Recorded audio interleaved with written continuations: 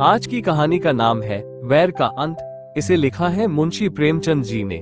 चलिए कहानी का वाचन प्रारंभ करते हैं। रामेश्वर राय अपने बड़े भाई के शव को खाट से नीचे उतारते हुए भाई से बोले, तुम्हारे पास कुछ रुपये हो तो लाओ, दाह क्रिया की फिक्र करें, मैं बिल्कुल खाली हाथ हूँ। छोटे भाई का नाम विश्वेश्वर राय था। वो एक जमींदार के कारिंदा थे। आमदनी अच्छी थी। बोले, आधे रुपये मुझसे ले लो, आधे तुम निकालो। रामेश्वर, मेरे पास रुपए नहीं है। विश्वेश्वर, तो फिर इनके हिस्से का खेत रेहन रख दो। रामेश्वर, तो जाओ कोई महाजन ठीक करो, देर न लगे। विश्वेश्वर राय ने अपने एक मित्र से कुछ रुपये उधार लिए। उस वक्त का काम चला। पीछे फिर कुछ रुपये लिए, खेत की लिखापढ़ी कर दी। कुल 5 बीघे जमीन थी। 300 रुपये मिले। गांव के लोगों का अनुमान है कि क्रियाकर्म में मुश्किल से 100 रुपये उठे होंगे। पर विश्वेश्वर राय ने षोडशी के दिन 301 रुपये का लेखा भाई के सामने रख दिया। रामेश्वर राय ने चकित होकर पूछा, सब रुपये उठ गए? विश्वेश्वर, क्या मैं इतना नीच हूं कि करनी के रुपये भी कुछ उठा रखूंगा? किसको ये धन पचेगा?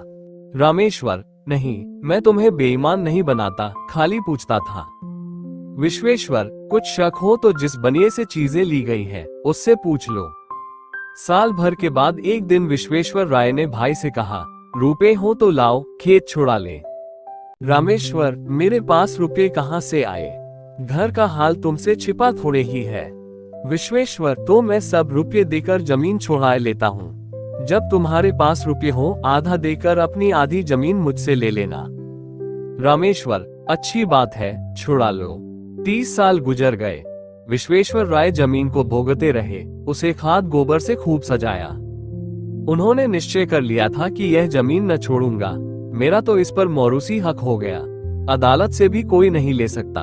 रामेश्वर राय ने कई बार यत्न किया कि रुपये देकर अपना हिस्सा ले लें, पर 30 साल में वे कभी 150 रुपये जमा न कर सके। मगर रामेश्वर राय का लड़का जागेश्वर कुछ संभल गया। वह गाड़ी लादने का काम करने लगा था और इस काम में उसे अच्छा नफा भी होता था। उसे अपने हिस्से की रात दिन चिंता रहती थी। अंत में उसने रात दिन श्रम करके यथेष्ट धन बटोर लिया और एक दिन चाचा से बोला, काका, अपने रुपये ले लीजिए, मैं अपना नाम चढ़वा लूं। विश्वेश्वर, अपने बाप के तुम ही चतुर बेटे नहीं हो, इतने दिनों तक कान न हिलाए। जब मैंने जमीन सोना बना लिया तब हिस्सा बांटने चले हो, तुमसे मांगने तो नहीं गया था। जागेश्वर, तो अब जमीन न मिलेगी। रामेश्वर, भाई का हक मारकर कोई सुखी नहीं रहता। विश्वेश्वर, जमीन हमारी है, भाई की नहीं। जागेश्वर, तो आप सीधे न दीजिएगा। विश्वेश्वर, न सीधे दूंगा न टेढ़े से दूंगा, अदालत करो।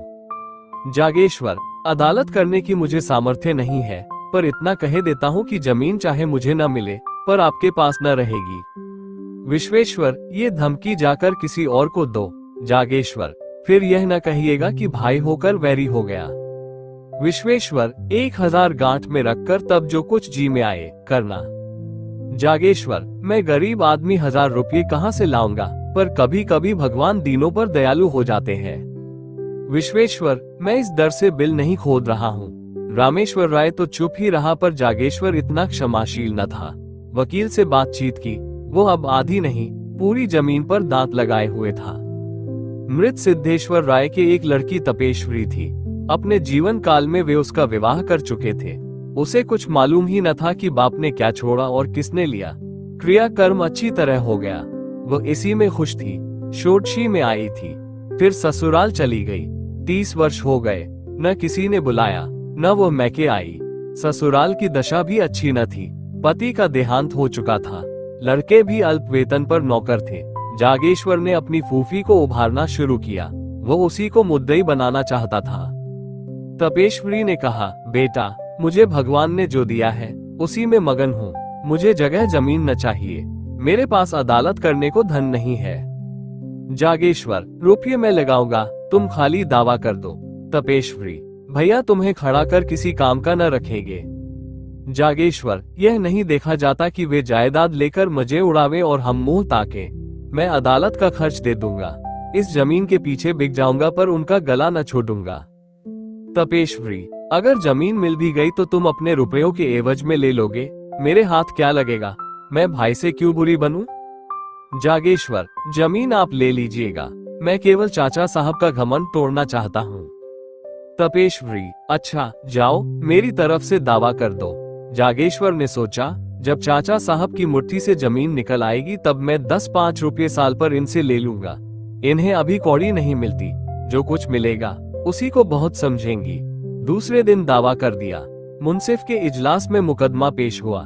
विश्वेश्वर राय ने सिद्ध किया कि तपेश्वरी सिद्धेश्वर की कन्या ही नहीं है। गांव के आदमियों पर विश्वेश्वर राय का दबाव था। सब लोग उससे रुपये पैसे उधार ले जाते थे, मामले मुकदमे में उनसे सलाह लेते। सबने अदालत में बयान किया कि हम लोगों ने कभी तपेश्वरी को नहीं देखा, सिद्धेश्वर के कोई लड़की ही न थी। जागेश्वर ने बड़े बड़े वकीलों से पैरवी कराई, बहुत धन खर्च किया, लेकिन मुंसिफ ने उसके विरुद्ध फैसला सुनाया। बेचारा हताश हो गया। विश्वेश्वर की अदालत में सबसे जान पहचान थी। जागेश्वर को जिस काम के लिए मुठियों रुपये खर्च करने पड़ते थे, वो विश्वेश्वर मुरौवत में करा लेता। जागेश्वर ने अपील करने का निश्चय किया। रुपये न थे, गाड़ी बैल बेच डाले। अपील हुई, महीनों मुकदमा चला। बेचारा सुबह से शाम तक कचहरी के अमलों और वकीलों की खुशामद किया करता। रुपये भी उठ गए, महाजनों से ऋण लिया। 12 अब की उसकी डिग्री हो गई। 500 का बोझ सिर पर हो गया था, पर अब जीत ने आंसू पोंछ दिए। विश्वेश्वर ने हाईकोर्ट में अपील की। जागेश्वर को अब कहीं से रुपये न मिले। विवश होकर अपने हिस्से की जमीन रेहन रखी। फिर घर बेचने की नौबत आई, यहाँ तक कि स्त्रियों के गहने भी बिक गए। अंत में हाईकोर्ट से भी उसकी जीत हो गई। आनंदोत्सव में बची खुची पूंजी भी निकल गई। 1000 पर पानी फिर गया। हाँ, संतोष यही था कि ये 5 बीघे मिल गए। तपेश्वरी क्या इतनी निर्दय हो जाएगी कि थाली मेरे सामने से खींच लेगी? लेकिन खेतों पर अपना नाम चढ़ते ही तपेश्वरी की नीयत बदली। उसने एक दिन गांव में आकर पूछताछ की तो मालूम हुआ कि 5 बीघे 100 रुपए में उठ सकते हैं। लगान केवल 25 रुपए था। 75 रुपए साल का नफा था। इस रकम ने उसे विचलित कर दिया। उसने असामियों को बुलाकर उनके साथ बंदोबस्त कर दिया। जागेश्वर राय हाथ मलता रह गया। आखिर उससे न रहा गया। बोला, फूफी जी, आपने जमीन तो दूसरों को दे दी, अब मैं कहाँ जाऊं? तपेश्वरी, बेटा, पहले अपने घर में दिया जलाकर तब मस्जिद में जलाते हैं। इतनी जगह मिल गई तो मैके से नाता हो गया, नहीं तो कौन पूछता। जागेश्वर, मैं तो उजड़ गया। तपेश्वरी, जिस लगान पर और लोग ले रहे हैं उसमें 2-4 रुपये कम करके तुम ही क्यों नहीं ले लेते? तपेश्वरी तो 2-4 दिन में विदा हो गई। रामेश्वर राय पर वज्रपात सा हो गया। बुढ़ापे में मजदूरी करनी पड़ी। मान मर्यादा से हाथ धोया। रोटियों के लाले पड़ गए। बाप बेटे दोनों प्रातःकाल से संध्या तक मजदूरी करते, तब कहीं आग जलती। दोनों में बहुधा तकरार हो जाती। रामेश्वर सारा अपराध बेटे के सिर रखता। जागेश्वर कहता, आपने मुझे रोका होता तो मैं क्यों इस विपत्ति में फंसता। उधर विश्वेश्वर राय ने महाजनों को उकसा दिया। साल भी न गुजरने पाया था कि बेचारे निराधार हो गए। जमीन निकल गई, घर नीलाम हो गया। 10-20 पेड़ थे, वे भी नीलाम हो गए। चौबे जी धूबे न बने, दरिद्र हो गए। इस पर विश्वेश्वर राय के ताने और भी गजब ढाते। यह विपत्ति का सबसे नोकदार कांटा था। आतंक का सबसे निर्दय आघात था। 2 साल तक इस दुखी परिवार ने जितनी मुसीबतें झेली, यह उन्हीं का दिल जानता है। कभी पेट भर भोजन न मिला। हाँ, इतनी आंधी की नीयत नहीं बदली। दरिद्रता ने सब कुछ किया पर आत्मा का पतन न कर सकी। कुल मर्यादा में आत्मरक्षा की बड़ी शक्ति होती है। एक दिन संध्या समय दोनों आदमी बैठे आग ताप रहे थे कि सहसा एक आदमी ने आकर कहा, ठाकुर चलो, विश्वेश्वर राय तुम्हें बुलाते हैं। रामेश्वर ने उदासीन भाव से कहा, मुझे क्यों बुलाएंगे? मैं उनका कौन होता हूँ? क्या कोई और उपद्रव खड़ा करना चाहते हैं? इतने में दूसरा आदमी दौड़ा हुआ आकर बोला, ठाकुर जल्दी चलो, विश्वेश्वर राय की दशा अच्छी नहीं है। विश्वेश्वर राय को इधर कई दिनों से खांसी बुखार की शिकायत थी, लेकिन शत्रुओं के विषय में हमें किसी अनिष्ट की शंका नहीं होती। रामेश्वर और जागेश्वर कभी कुशल समाचार पूछने भी न गए। कहते, उन्हें क्या हुआ है? अमीरों को धन का रोग होता है। जब आराम करने को जी चाहा, पलंग पर लेट रहे, दूध में साबूदाना उबालकर मिश्री मिलाकर खाया और फिर उठ बैठे। विश्वेश्वर राय की दशा अच्छी नहीं है, ये सुनकर भी दोनों जगह से न हिले। रामेश्वर ने कहा, दशा को क्या हुआ है? आराम से पड़े बातें तो कर रहे हैं। जागेश्वर किसी वैद्य हकीम को बुलाने भेजना चाहते होंगे, शायद बुखार तेज हो गया है। रामेश्वर, यहाँ किसे इतनी फुर्सत है, सारा गांव तो उनका हेतु है, जिसे चाहे भेज दे। जागेश्वर, हर जी क्या है, जरा जाकर सुनाओ।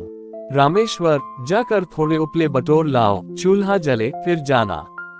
ठकुर सुहाती करनी आती तो आज ये दशा न होती। जागेश्वर ने टोकरी उठाए और हार की तरफ चला कि इतने में विश्वेश्वर राय के घर से रोने की आवाजें आने लगी। उसने टोकरी फेंक दी और दौड़ा हुआ चाचा के घर में जा पहुंचा। देखा तो उन्हें लोग चारपाई से नीचे उतार रहे थे। जागेश्वर को ऐसा जान पड़ा, मेरे मुंह में कालिक लगी हुई है। वह आंगन से दालान में चला आया और दीवार में मुंह छिपा कर रोने लगा। युवावस्था आवेशमय होती है, क्रोध से आग हो जाती है तो करुणा से पानी भी हो जाती है। विश्वेश्वर राय की 3 बेटियां थीं, उनके विवाह हो चुके थे। 3 पुत्र थे, वे अभी छोटे थे। सबसे बड़े की उम्र 10 वर्ष से अधिक न थी। माताजी जीवित थीं, खाने वाले तो 4 थे, कमाने वाला कोई न था। देहात में जिसके घर में दोनों जून चूल्हा जले, वो धनी समझा जाता है। उसके धन के अनुमान में भी अत्युक्ति से काम लिया जाता है। लोगों का विचार था कि विश्वेश्वर राय ने हजारों रुपये जमा कर लिए हैं, पर वहां वास्तव में कुछ न था। आमदनी पर सबकी निगाह रहती है, खर्च को कोई नहीं देखता। उन्होंने लड़कियों के विवाह खूब दिल खोलकर किए थे। भोजन वस्त्र में, मेहमानों और नातेदारों के आदर सत्कार में उनकी सारी आमदनी गायब हो जाती थी। अगर गांव में अपना रोब जमाने के लिए 200-400 रुपयों का लेन देन कर लिया था तो कई महाजनों का कर्ज भी था। यहाँ तक कि छोटी लड़की के विवाह में अपनी जमीन गिरो रख दी थी। साल भर तक तो विधवा ने ज्यों त्यों करके बच्चों का भरण पोषण किया। गहने बेचकर काम चलाती रही, पर जब यह आधार भी न रहा तब कष्ट होने लगा। निश्चय किया कि तीनों लड़कों को तीनों कन्याओं के पास भेज दूं। रही अपनी जान, उसकी क्या चिंता। तीसरे दिन भी पाव भर आटा मिल जाएगा तो दिन कट जाएंगे। लड़कियों ने पहले तो भाइयों को प्रेम से रखा, किंतु 3 महीने से ज्यादा कोई न रख सकी। उनके घर वाले चिढ़ते थे और अनाथों को मारते थे। लाचार हो माता ने लड़कों को बुला लिया। छोटे छोटे लड़के दिन दिन भर भूखे रह जाते। किसी को कुछ खाते देखते तो घर में जाकर माँ से मांगते, फिर माँ से मांगना छोड़ दिया। खाने वालों ही के सामने जाकर खड़े हो जाते और क्षुधित नेत्रों से देखते। कोई तो मुट्ठी भर चबेना निकाल कर दे देता, पर प्रायः लोग दुत्कार देते थे। जाड़ों के दिन थे, खेतों में मटर की फलियां लगी हुई थीं। एक दिन तीनों लड़के खेत में घुसकर मटर उखाड़ने लगे। किसान ने देख लिया, दयावान आदमी था। खुद एक बोझा मटर उखाड़कर विश्वेश्वर राय के घर पर लाया और ठकुराइन से बोला, काकी लड़कों को डांट दो, किसी के खेत में न जाया करें। जागेश्वर राय उसी समय अपने द्वार पर बैठा चिलम पी रहा था। किसान को मटर लाते देखा, तीनों बालक पिल्लों की भांति पीछे पीछे दौड़े चले आते थे। उसकी आंखें सजल हो गईं। घर में जाकर पिता से बोला, चाची के पास अब कुछ नहीं रहा, लड़के भूखों मर रहे हैं। रामेश्वर, तुम त्रिया चरित्र नहीं जानते, ये सब दिखावा है। जन्म भर की कमाई कहाँ उड़ गई। जागेश्वर, अपना काबू चलते हुए कोई लड़कों को भूखों नहीं मार सकता। रामेश्वर, तुम क्या जानो, बड़ी चतुर औरत है। जागेश्वर, लोग हम ही लोगों को हंसते होंगे। रामेश्वर, हंसी की लाज है तो जाकर छाह कर लो, खिलाओ पिलाओ है दम। जागेश्वर, न भर पेट खाएंगे, आधे ही पेट सही, बदनामी तो न होगी। चाचा से लड़ाई थी, लड़कों ने हमारा क्या बिगाड़ा है। रामेश्वर, वो चुड़ैल तो अभी जीती है ना। जागेश्वर चला आया। उसके मन में कई बार यह बात आई थी कि चाची को कुछ सहायता दिया करूं, पर उनकी जली कटी बातों से डरता था। आज से उसने एक नया ढंग निकाला है। लड़कों को खेलते देखता तो बुला लेता, कुछ खाने को दे देता। मजूरों को दोपहर की छुट्टी मिलती है, अब वो अवकाश के समय काम करके मजूरी के पैसे कुछ ज्यादा पा जाता। घर चलते समय खाने की कोई न कोई चीज लेता आता और अपने घर वालों की आंख बचाकर उन अनाथों को दे देता। धीरे धीरे लड़के उससे इतने हिल मिल गए कि उसे देखते ही भैया भैया कहकर दौड़ते, दिन भर उसकी राह देखा करते। पहले माता डरती थी कि कहीं मेरे लड़कों को बहलाकर ये महाशय पुरानी अदावत तो नहीं निकालना चाहते हैं। वो लड़कों को जागेश्वर के पास जाने और उससे कुछ लेकर खाने से रोकती, पर लड़के शत्रु और मित्र को बूढ़ों से ज्यादा पहचानते हैं। लड़के माँ के मना करने की परवाह न करते, यहाँ तक कि शनैः माता को भी जागेश्वर की सहृदयता पर विश्वास आ गया। एक दिन रामेश्वर ने बेटे से कहा, तुम्हारे पास रुपये बढ़ गए हैं तो 4 पैसे जमा क्यों नहीं करते, लुटाते क्यों हो? जागेश्वर, मैं तो एक एक कौड़ी की किफायत करता हूँ। रामेश्वर, जिन्हें अपना समझ रहे हो वे एक दिन तुम्हारे शत्रु होंगे। जागेश्वर, आदमी का धर्म भी तो कोई चीज है, पुराने वैर पर एक परिवार की भेंट नहीं कर सकता। मेरा बिगड़ता ही क्या है, यही न रोज घंटे 2 घंटे और मेहनत करनी पड़ती है। रामेश्वर ने मुंह फेर लिया। जागेश्वर घर में गया तो उसकी स्त्री ने कहा, अपने मन की ही करते हो, चाहे कोई कितना ही समझाए, पहले घर में आदमी दिया जलाता है। जागेश्वर, लेकिन ये तो उचित नहीं कि अपने घर में दिया की जगह मोमबत्तियां जलाए और मस्जिद को अंधेरा ही छोड़ दे। स्त्री, मैं तुम्हारे साथ क्या पड़ी, मानो कुएं में गिर पड़ी। कौन सुख देते हो, गहने उतार लिए अब भी सांस नहीं लेते। जागेश्वर, मुझे तुम्हारे गहने से भाइयों की जान ज्यादा प्यारी है। स्त्री ने मुंह फेर लिया और बोली, वैरी की संतान कभी अपनी नहीं होती। जागेश्वर ने बाहर जाते हुए उत्तर दिया, वैर का अंत वैरी के जीवन के साथ हो जाता है। आज की कहानी समाप्त हुई। ऐसी ही स्टोरीज के लिए वीडियो को लाइक, शेयर और चैनल को सब्सक्राइब जरूर करें। धन्यवाद। जय हिंद।